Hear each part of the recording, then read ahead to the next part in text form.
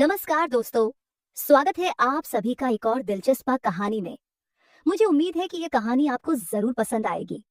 पिछले भाग में आपने देखा कि मैंने अपने ससुर हरेंद्र जी के बेसमेंट के राज का पता लगाया। मैंने वहां एक बंद बॉक्स में उनकी कुछ तस्वीरें देखी जो किसी महिला की थी। वह महिला मेरी सास नहीं थी।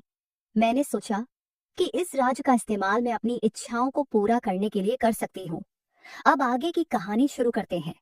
अगले दिन मैंने हरेंद्र जी के साथ अपना व्यवहार बदल दिया। मैं उनके पास जाती तो जानबूझकर उन्हें गलत तरीके से देखकर मुस्कुराती। जब खाना देती तो उनके हाथ छू लेती। उन्होंने इसे नजरअंदाज करने की कोशिश की, लेकिन मेरे इस बदले हुए रवैये से वो साफ साफ असहज दिखने लगे। कुछ दिन बाद जब घर में कोई नहीं था और आर्यन अपने ऑफिस गया हुआ था, मैंने हरेंद्र जी को कमरे में बुलाया। मैंने कहा, ससुर जी, मुझे आपसे कुछ जरूरी बात करनी है। वो थोड़े हिचकिचाते हुए मेरे कमरे में आए। जैसे ही उन्होंने दरवाजा खोला, देखा कि मैं नाइटी पहने हुए बिस्तर पर लेटी हुई थी। उनका चेहरा देखकर मुझे पता चल गया कि वो परेशान हो गए हैं। क्या हुआ बेटा, तुम इस तरह क्यों बात कर रही हो? उन्होंने घबराते हुए पूछा। मैंने सीधे सीधे जवाब दिया, ससुर जी, मुझे आपके बेसमेंट के राज का पता चल चुका है। उनके माथे पर पसीने की बूंदें साफ दिखने लगी। उन्होंने कांपते हुए कहा, तुम किस राज की बात कर रही हो बेटा? मैंने उनके सामने तस्वीर रख दी और कहा, ये राज। अब आप समझ ही गए होंगे कि मैं क्या कह रही हूँ। उन्होंने तस्वीर देखी और हक्का बक्का रह गए। उन्होंने मुझसे पूछा, ये तुम्हें कहाँ से मिली? जहाँ आपने इसे छुपाया था।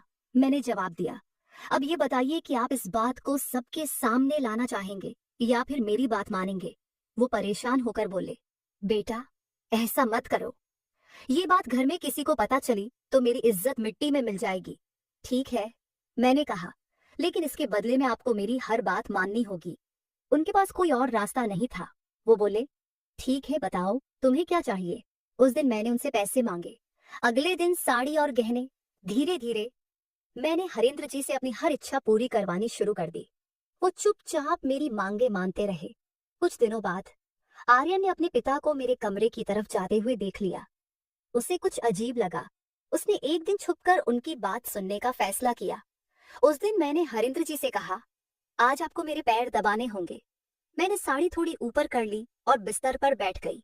हरेंद्र जी असमंजस में थे। उन्होंने कहा, बेटा, ये तुम क्या कह रही हो? अगर आपने मेरी बात नहीं मानी, मैंने धमकी दी, तो मैं ये तस्वीर सबको दिखा दूंगी। वो मजबूर होकर मेरे पैरों की ओर बढ़े ही थे कि आर्यन कमरे में आ गया। आर्यन ने यह सब देखा और गुस्से में मुझे एक जोरदार थप्पड़ मार दिया। उसने चिल्लाते हुए कहा, तुम मेरे भगवान जैसे पिता के साथ ये कर रही हो।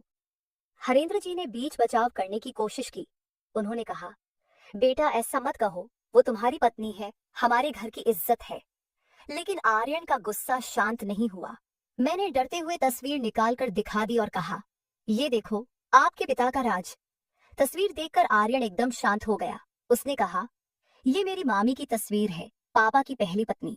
वो इस दुनिया से चली गई थी। पापा ने उनकी यादों को छुपा कर रखा ताकि माँ को कभी तकलीफ न हो। तुमने इसे गलत तरीके से समझा और इस रिश्ते को कलंकित कर दिया। मुझे अपनी गलती का एहसास हुआ। मैं हरेंद्र जी के पैरों में गिर गई और रोते हुए कहा, ससुर जी, मुझे माफ कर दीजिए। मैंने आपसे बहुत गलत किया। हरेंद्र जी ने मुझे उठाया और कहा, बेटा, कोई बात नहीं, मैंने तुम्हें हमेशा अपनी बेटी माना है। अगर आपको यह कहानी दिलचस्प लगी हो तो अनवी स्टोरी को सब्सक्राइब करें। ऐसी ही और कहानियों के लिए जुड़े